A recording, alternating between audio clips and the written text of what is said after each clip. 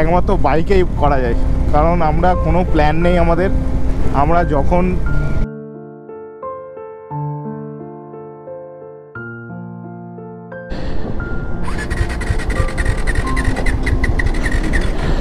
দূরে দেখো পাহাড় দেখা যাচ্ছে, পাহাড়গুলো সব ভুটানের পাহাড়, এগুলো এই পাশেই একদম ভুটান।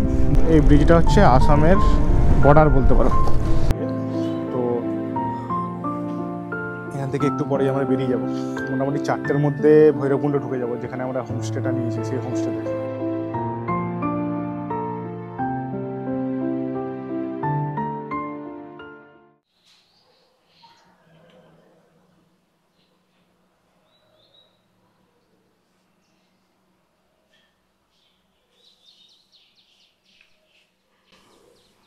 এটা আমাদের হোমস্টে থেকে ভিউ ছিল একটা, এটা জলদাপাড়া জঙ্গলের কাছে হোমস্টে, সেটা কালকে সবাই দেখেছো তোমরা।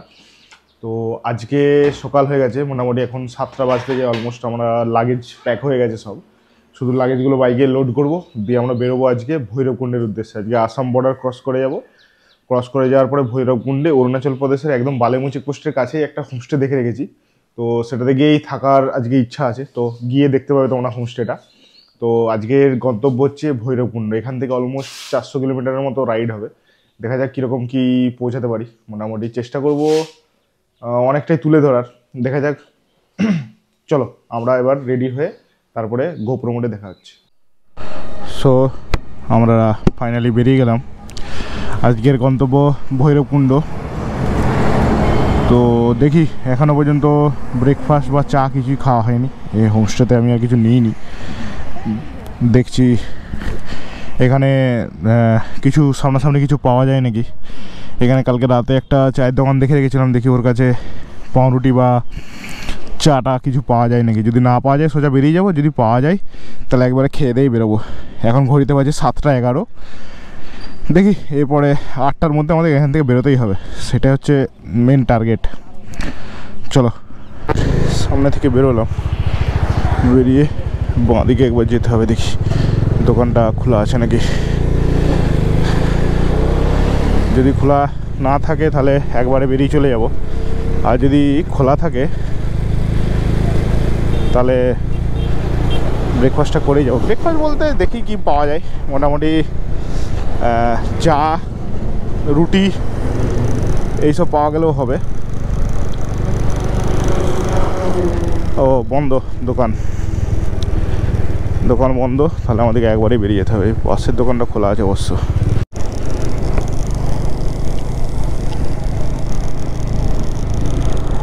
এখন হ্যাঁ, এটা জলদাপাড়া ন্যাশনাল পার্কের গেট ডান দিকে, আর আমরা এখন বেরিয়ে গেছি, আমরা যাচ্ছি ভৈরবকুণ্ডের দিকে। তো সোজা এখন হাসিমারা হয়েই যাব হয়তো, এটা আমি এখন দেখলাম না যদিও কোন দিকে ম্যাপটা ফেলা আছে, তো হাসিমারা হয়েই যাব। চলো তোমরা দেখতে থাকো, এখানে অনেক হোমস্টেও আছে, প্রচুর হোমস্টে আছে, কারণ এটা ডান দিকের জঙ্গলটা হচ্ছে জলদাপাড়া জঙ্গল।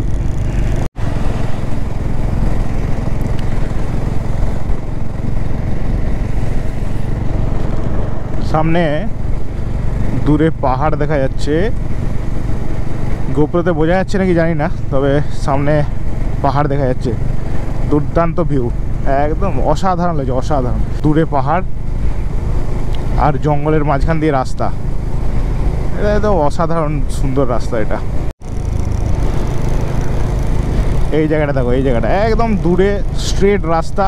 হ্যাঁ, এখানে গোসলো এলিফ্যান্ট ক্রসিং জোন লেখাই আছে, স্ট্রেট রাস্তা একদম জঙ্গলের মাঝখান দিয়ে, অসাধারণ ফিলিং, অসাধারণ ফিলিং।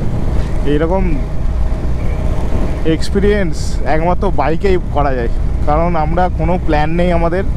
আমরা যখন রাস্তাটা যেই দিকে ছিল সেই ডাইরেকশানটা চেঞ্জ করে আমরা এখন এই রাস্তাটা দিয়ে যাচ্ছি। আমাদের নাহলে আগে প্ল্যান ছিল ফালাকাটার উপর দিয়ে যাওয়া, কিন্তু ফালাকাটাটা চেঞ্জ করে এই রাস্তা দিয়ে যাচ্ছি। এটা একমাত্র বাইকেই সম্ভব, কারণ আমাদের নিজেদের মনের মতো আমরা যেই রাস্তা দিয়ে যাওয়ার ইচ্ছা আছে সেই রাস্তা দিয়ে আমরা যেতে পারবো।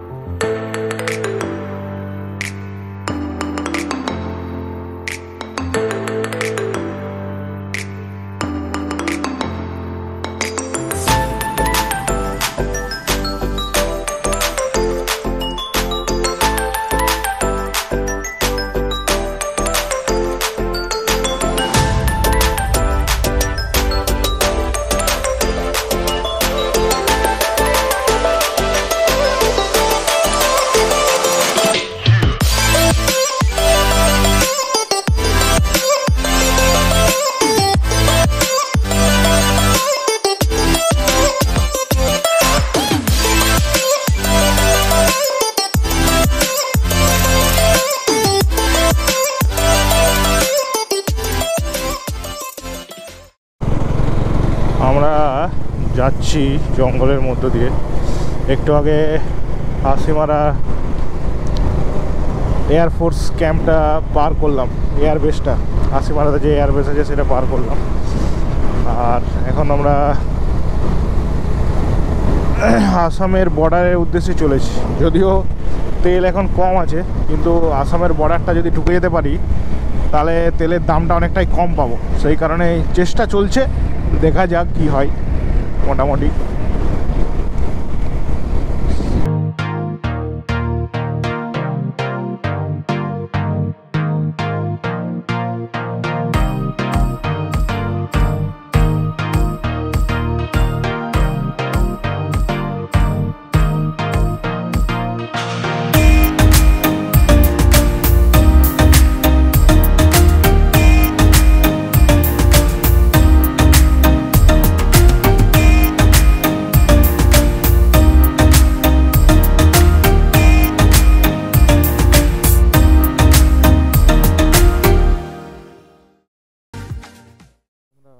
এখানে চা খাওয়ার জন্য দাঁড়িয়েছিলাম, চা খাওয়া হয়ে গেছে। এখানে লোকগুলো আমাকে ওয়ার্ডভাবে দেখছে। এটা চায়ের দোকান। ওঠ,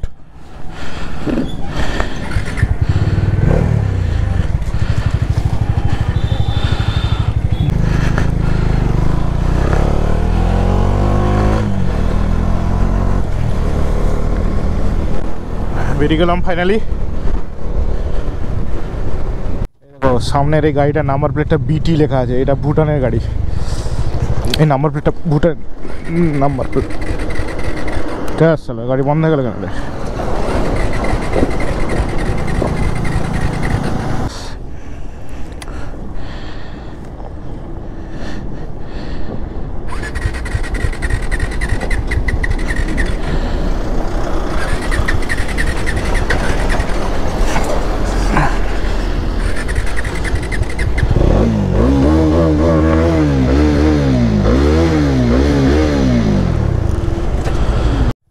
খারাপ রাস্তা, এত খারাপ কেন? কি ধুলো! ও পুরো একদম পাউডার পাউডার ছড়াতে ছড়াতে যাচ্ছে গাড়িগুলো। এইখানে দূরে দেখো পাহাড় দেখা যাচ্ছে, পাহাড়গুলো সব ভুটানের পাহাড়। এগুলো এই পাশেই একদম ভুটানের পাহাড় সব কটা।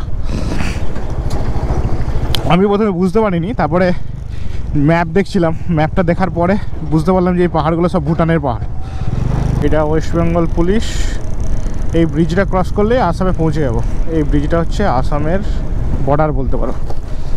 এইখানে একদম নদীটা সুন্দর লাগছে দেখতে। দূরে এই পাহাড়গুলো দেখা যাচ্ছে, গোপ্রোতে দেখা যাচ্ছে নাকি জানি না, বেশ সুন্দর হেভি জায়গা।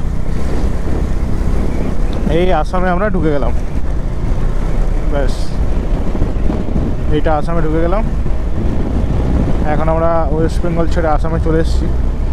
তো এবারে আসামের এখান থেকে আমাদের এখন ফার্স্ট যাব বঙ্গাইগাঁও হয়ে যাব। তো এখন আমাদের ডেস্টিনেশন আপাতত বঙ্গাইগাঁও। একটা বোর্ডে দেখলাম লেখা আছে বঙ্গাইগাঁও আর 52 কিলোমিটার। এটা কোন ফরেস্ট এরিয়া ঠিক বুঝতে পারছি না। এখানে লেখা আছে যে এলিফ্যান্ট ক্রসিং জোন বলে, ড্রাইভ কেয়ারফুলি। তো এইটাও আর একটা জঙ্গলের পাশ দিয়ে আমাদেরকে পেরোতে হচ্ছে আসাম যাওয়ার সময়। আসাম তো ঢুকে গেছি, আমরা অরুণাচল যাচ্ছি। তো এটা কোন ফরেস্ট আমি কোনো বোর্ড এখনও দেখতে পেলাম না, বোর্ডটা দেখতে পেলে বলতে পারবো। এটা ভারত পেট্রোলিয়াম, আসামে তেল নিলাম। আমাদের কলকাতাতে স্পিড পেট্রোলের দাম হচ্ছে 112 টাকা করে, এখানে আসামে স্পিডের দাম 105 টাকা করে। ওটাই ভরলাম আপাতত। আমি বাইরে অরুণাচলের দিকে, অরুণাচলে আরও পেট্রোলের দাম কম, সেখানে দেখতে হবে কত টাকা করে। এখানে প্রায় 5 টাকা করে দাম কম, তার মানে নর্মাল পেট্রোল 100 টাকা সামথিং হওয়ার কথা। আচ্ছা, ও তুই দেখেছিস 98 টাকা, তাহলে তো অনেকটাই কম আসামের পেট্রোলের দাম। অনেকক্ষণ বাইক চালানোর পর এখানে এসে একটা জায়গায় দাঁড়ালাম যে একটু রেস্ট নেওয়ার জন্য। তার সঙ্গে চা নিয়েছি, চা খাচ্ছি। দূরে পাহাড় দেখা যাচ্ছে। তো আমাদের এখান থেকে আর 200 কিলোমিটার মতো রাস্তা বাকি আছে, কিন্তু আমরা আরও হয়তো 50 কিলোমিটার ঘুরে যাব, কারণ মেন রোড দিয়ে যাওয়ার ইচ্ছা আছে। সেটাই হচ্ছে মেন ইয়ে। তো এখান থেকে একটু পরেই আমরা বেরিয়ে যাব, মোটামুটি 4টের মধ্যে ভৈরবকুণ্ড ঢুকে যাব, যেখানে আমরা হোমস্টেটা নিয়েছি সেই হোমস্টেতে। সেরকমই প্ল্যান আছে আমাদের। প্রচণ্ড রোদ, প্রচণ্ড গরম লাগছে, আর একদম পুরো ডিহাইড্রেটেড হয়ে যাচ্ছি সবসময়। সামনের ছেলেটা হচ্ছে অ্যাকচুয়াল অ্যালুমিনিয়াম প্যানিয়ার্স নিয়ে যাচ্ছে, দু সাইডে দুটো। এরকম প্যানিয়ার্স হচ্ছে সব থেকে কম খরচের মধ্যে খুব ভালো প্যানিয়ার্স, যদি কেউ নিয়ে যেতে পারে। মাথাগুলো একটু কেটে দিতে হবে, একদম গোল গোল করে জামা কাপড় সব ধরে যাবে ওর ভেতরে। যা যা নিয়ে যাওয়ার একদম পরিষ্কার নিয়ে যাওয়া যাবে। সাইড প্যানিয়ার্স সব থেকে সস্তার মধ্যে, সাইড প্যানিয়ার্স অ্যালুমিনিয়ামের। এমন একটা রাস্তার মাঝখানে বড় বাম্পার পড়েছে, সেই বাম্পারটাতে লাগার পরে একদম উড়ে চলে যাচ্ছিলাম একটু। হাই স্পিডের রোড, সেখানে রাস্তার মাঝখানে বাম্পার, কে জানে কী করে রেখেছে এরা, একদম জঘন্য বাম্পার এটা।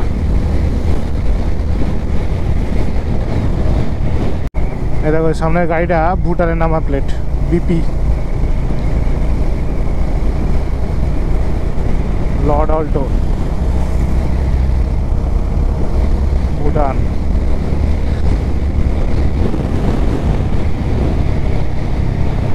আমরা মেন রোড থেকে একটা ছোট্ট রোডে ঢুকেছি। এইটা আবার নাকি NH-15, রাস্তার অবস্থা একদম জঘন্য, কিন্তু ঠিক আছে, কি আর করা যাবে। এইটা দিয়ে আমরা যাচ্ছি এখন মঙ্গলদৈ। তো মঙ্গলদৈ গিয়ে তারপরে ডিসাইড করব কোন দিকটাতে যেতে হবে, কারণ খারুপেটিয়া হয়ে রৌতা হয়ে যাওয়া যায়, আবার খারুপেটিয়া থেকে বাঁ দিকে একটা গ্রামের ভিতর দিয়ে রাস্তা আছে যেটা উদলগিরি রোড। তো উদলগিরি রোডটা ধরলেও হবে, উদলগিরি রোডটা ধরেও যাওয়া যায়। উদলগিরি রোডটা ধরে গেলে মোটামুটি সেইটা গ্রামের ভিতর দিয়ে হবে। এবারে জানি না, দেখছি সেটা এবারে গিয়ে ডিসাইড করতে হবে। আগে মঙ্গলদৈতে গিয়ে খাবো, কারণ খুব খিদে পেয়ে গেছে। অলরেডি 1:30 বাজে, মোটামুটি মঙ্গলদৈ ঢুকতে ঢুকতে আর 40 মিনিটের মতো। তো 2টো বেজে যাবে, তারপরে খেয়ে নেবো। খেয়ে দিয়ে ওখান থেকে আমাদের ভৈরবকুণ্ড আর বেশি দূর না, ওইখান থেকে ম্যাক্সিমাম 50-60 কিলোমিটারের মতো হবে।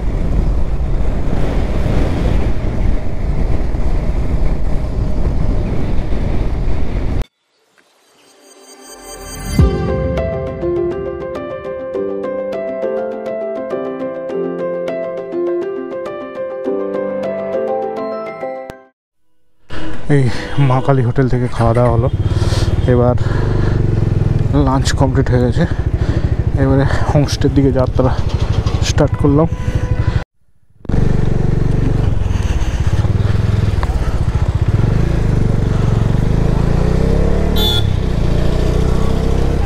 মানে আমরা একটু ঘুরে ঘুরে যাচ্ছি, রোতা হয়ে মেন রোড হয়ে ঘুরে ঘুরে যাচ্ছি, কারণ এখান থেকে শর্টকাট 2-3টে শর্টকাট আছে, কিন্তু কেন জানি না লোকাল লোক, পুলিশ, ইভেন অন্য হোটেলের লোকেদেরকে জিজ্ঞেস করাতেও তারা বললো ভেতরের রাস্তা দিয়ে যেও না, ভেতরের রাস্তা কিছু প্রবলেম আছে, তোমরা মেন রোড হয়েই চলে যাও। মেন রোড হয়ে উদলগিরি হয়ে ভৈরবকুণ্ড ঢুকে যাবে। কেন বললো, কি কারণে বললো, সেইটার কারণ এখনও পর্যন্ত জানা যায়নি, বলতে পারছি না। ইভেন একজন পুলিশ অফিসারকে জিজ্ঞেস করলাম রাস্তাতে, ট্রাফিক অফিসার, তিনি পর্যন্ত বললেন যে তোমরা এই দিক দিয়ে যেও না, তোমরা রোতা হয়ে যাও, রোতার রাস্তাটা ভালো রাস্তা, এই দিকে যেও না। এবার কেন এটা মিন করছে, আমরা নতুন ট্যুরিস্ট বলে বললো না, সেটা আমি এখনও বুঝতে পারছি না যে ভেতরের রাস্তাগুলো দিয়ে কেন যেতে বলছে। কারণ এইটা প্রায় 20-25 কিলোমিটার ঘুর পথ, 25-20 কিলোমিটার প্রায় সেভ হতো ওই দিক দিয়ে গেলে, টাইমটাও বাঁচতো। কিন্তু ওরা বলছে না, এদিকে যাওয়ার কোনো দরকার নেই, তোমরা এদিকে ঘুরেই যাও।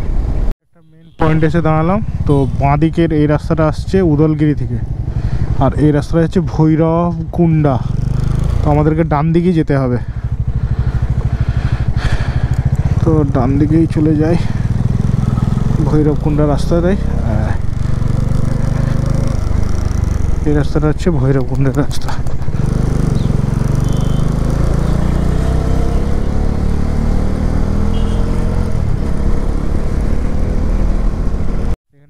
এই রাস্তাটাই দাঁড়ালাম। এখানে দাঁড়ানোর একটাই উদ্দেশ্য হচ্ছে, ধানের ক্ষেত আছে এখানে, ধানের ক্ষেত, তার পাশে পেছন দিকে একদম পাহাড় দেখতে পাওয়া যাচ্ছে, অসাধারণ লাগছে। তার উপরে এখন গোধূলিবেলার সূর্যটা আকাশটাকে আরও সুন্দর বানিয়ে দিয়েছে, অসাধারণ লাগছে। আমরা এসেই গেছি, আর মোটামুটি 6 কিলোমিটার মতো বাকি আছে, 10 মিনিটের মতো লাগবে। তো তারপরে হোমস্টেতে গিয়ে দেখা হচ্ছে।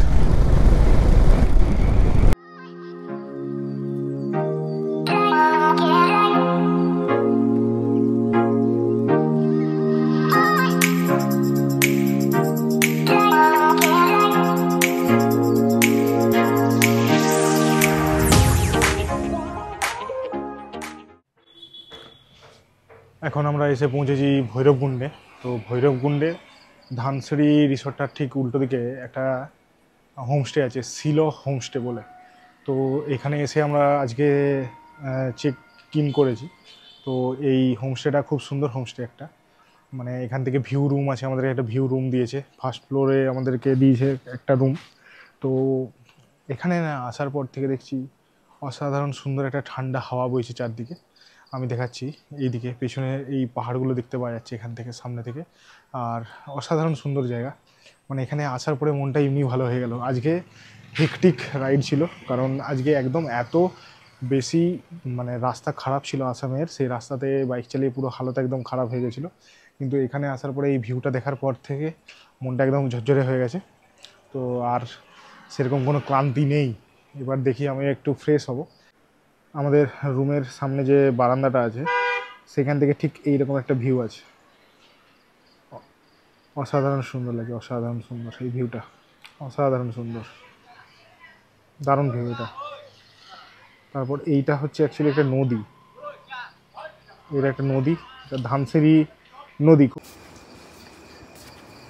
চার পকোড়া নিয়ে এসেছি, যদিও এখানে হোমস্টের মতো না, আলাদা করে অর্ডার করতে হয়েছে।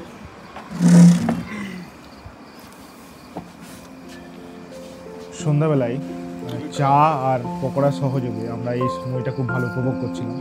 বাতাসে একটা ঠান্ডার খুব ভালো আমেজ ছিল, একটা মনোরম ওয়েদার ছিল এই টাইমে। আর এখানে যেহেতু নর্থ ইস্টের দিকে সানসেটটা খুব তাড়াতাড়ি হয়, সেহেতু এখানে লোকেরা খুব তাড়াতাড়ি ডিনার করে ফেলে। সো সেই মতো আমাদের হোমস্টে থেকে খুব তাড়াতাড়ি ডিনার দিয়ে চলে গেছে। তো আমরা ডিনার কমপ্লিট করে সেই দিনের মতো আর কিছু করিনি, আমরা ঘুমিয়ে পড়েছিলাম, কারণ পরের দিন আমাদের আবার রাইড শুরু হবে টুয়ার্ডস পাহাড়। তো আজকের মতো এই এপিসোডে এইটুকুই, দেখা হবে পরের এপিসোডে। সবাই ভালো থাকবে, সুস্থ থাকবে, টাটা।